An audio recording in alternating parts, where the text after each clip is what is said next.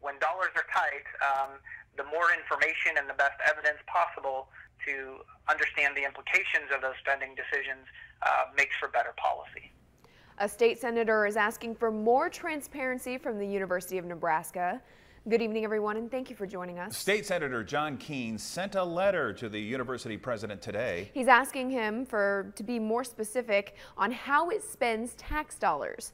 Channel 8 Eyewitness News reporter Bailey Bischoff has more in tonight's top story. Bailey? Sharing how tax dollars are spent is a requirement for all state agencies.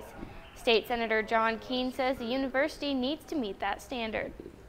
The University of Nebraska gets more than $500 million from the state every year, but Nebraska legislators don't know exactly how that money is spent.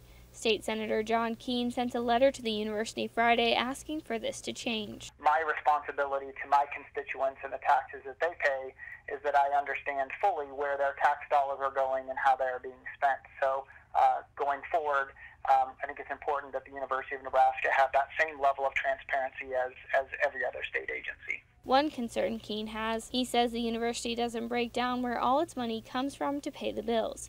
For example, the university will say how much it pays its president, but not how much of that salary comes from state money. That doesn't give us as policymakers an ability to really understand the impact of spending decisions on a particular college or a particular program, and it certainly doesn't provide a level of transparency. The issue came up when the legislature had to make big budget cuts this year. He says it makes it hard to see the real impacts of the cuts. What would be the impact to the College of Medicine? What would be the impact to our ability to train much-needed nurses across the state if we had a reduction in the university budget? A statement from University of Nebraska President Hank Bound says the university does provide detailed budget information. He says making this change would be expensive and only add the red tape the government is trying to cut.